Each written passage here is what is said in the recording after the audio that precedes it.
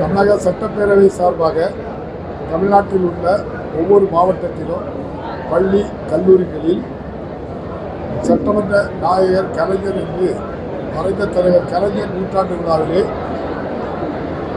ஒவ்வொரு மாவட்டத்திலும் இந்த நிகழ்ச்சி நடைபெற்றுக் கொண்டிருக்கின்றது. அந்த அடிப்படையில் காஞ்சிபுரம் மாவட்டத்தில் அண்ணா படித்த பள்ளியில் இந்த நிகழ்ச்சி இன்று சிறப்பாக நடைபெற்றது. அதில் நம்முடைய மாண்புமிகு இந்த சிறுபான்மை ஆணையத்தினுடைய தலைவர், சட்டமன்ற உறுப்பினர், நாடாளுமன்ற உறுப்பினர், சட்டமன்ற உறுப்பினரும் மாவட்ட செயலாளரான சுந்தர், நம்முடைய நாடாளுமன்ற உறுப்பினர் செல்வம், மாவட்ட ஆட்சியர், மகாலட்சுமி, மேயர் உட்பட அனைவரும் கலந்து கொண்டார்கள். நன்றி, வணக்கம். எதிரில் ஆளுநருக்கு என்ன உரிமை இருக்குங்கிறத உச்சநீதிமன்றம் சொல்லியிருக்கு. அவ்வளோதான். உச்சநீதிமன்றம் நல்ல தீர்ப்பு தான்.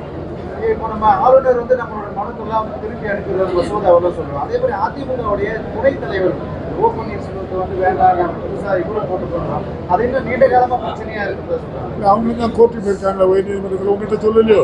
இல்லை சொன்னாங்க. அது கோர்ட்டில் இருக்கு. சட்டமன்ற பேரவைக்குள்ள யார் யாரும் எங்கே அமர வைக்க முடியுது, அது சட்டப்பேரவை தலைவருடைய முழு உரிமை அப்படின்னு எனக்கு முன்னாலே இருந்த சட்டப்பேரவை தலைவர் ஐயா தனபால் அவர்கள் 2013 பிப்ரவரி மாதம் 6ஆம் தேதி இப்போது இருக்கின்ற அமைச்சர் பெரிய அண்ணன் பெரிய கருப்பன் கேட்ட கேள்விக்கு சட்டமன்றத்திலே இருக்கைகள் குறித்து யாரும் இந்த சட்டப்பேரவையில் பேசக்கூடாதுன்னு சொல்லியிருக்காங்க.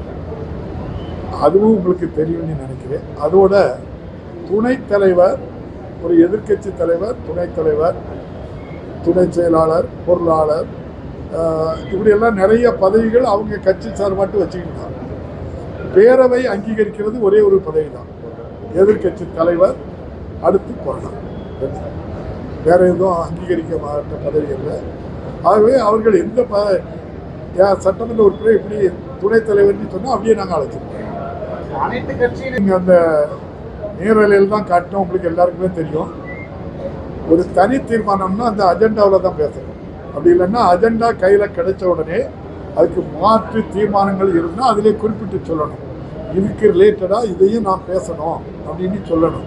அப்படி எழுதியும் தராமல் நம்முடைய எதிர்க்கட்சி தலைவர் அவர்கள் அந்த அஜெண்டாவும் அல்லாத பொருள் குறித்து பேசியதான் அவை குறிப்பிட்டு அஜெண்டாக்குள்ள அவங்க பேசுகின்ற அளவுக்கு முழு உரிமையும் கொடுத்துருக்காங்க. என்ன சொல்ல போனால் அவங்க வெளிநடப்பு செய்யும்போது ஒரு கருத்தை சொல்லி வெளிநடப்பு செய்யணும்.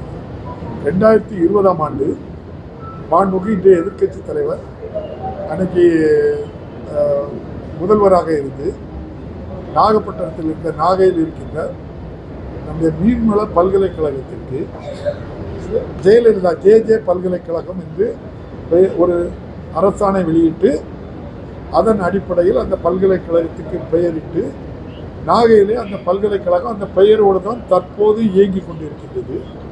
அதற்கு ஆளுநருடைய ஒப்புதலுக்காக 2020 அனுப்பினார். 2020 அனுப்புனதுக்கு இதுவரை ஆளுநர் என்ன செய்யல, அனுமதி தரல. இன்றைய முதல்வர் அதற்கும் சேர்த்து தான் என்ன செய்யிருக்காங்க, இப்போது திருப்பி அனுப்பப்பட்டதுக்கு அதுவும் ஒன்று தான், அதுக்கும் சேர்த்து தான் அனுமதிக்காக என்ன செய்யிருக்காங்க, திரும்பவும் அதை சட்டமன்றத்திலே நிறைவேற்றி திரும்பவும் அவருடைய ஒப்புதலுக்கு அனுப்பப்பட்டிருக்கு. பிரச்சனை உச்சநீதிமன்றத்தில் இருக்கு, உங்களுக்கு தெரியும்.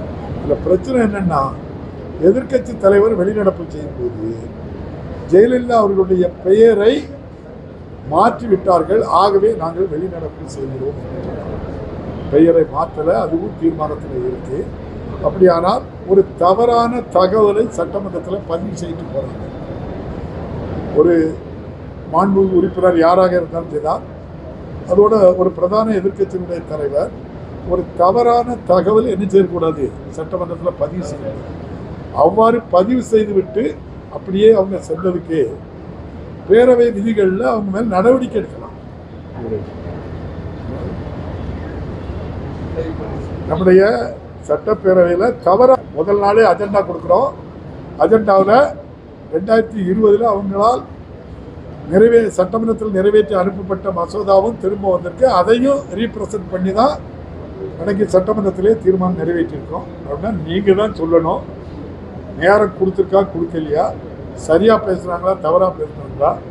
அதில் சட்டப்பேரவை தலைவரையோ இல்லை இந்த அரசையோ யாரையும் குறை சொல்கின்ற அளவுக்கு யாருக்கும் நேரம் குறைபாடு கொடுக்கவில்லை. இன்னும் சொல்ல போனால் இதுவரை நடந்ததெல்லாம் நீங்கள் எடுத்து பாருங்க. 132 உறுப்பினர் ஆளுங்கட்சி, எதிர்கட்சி 66 உறுப்பினர்கள். ஆனால் மிக அதிக நேரம் எடுத்து பேசுவது எதிர்கட்சி தான் அந்த வாய்ப்பு. அதனால யாருக்கும் இது ஜனநாயகம், அதாவது 30 ஆண்டுகளுக்கு மேலாக சட்டமன்றத்தில் ஜனநாயகம் கெட்டு போயிருந்தது. இன்றைய முதல்வர் வந்து தான் அந்த ஜனநாயகத்தை மீட்டெடுக்கிறார். காரணம், எல்லோரையும் பேச விடுங்கள் என்று சட்டப்பேரவைத் தலைவருக்கு நம்முடைய மாண்புமிகு முதல்வர் அறிவுறுத்திய காரணமாகத்தான் எல்லோரையும் அதிகமாக பேச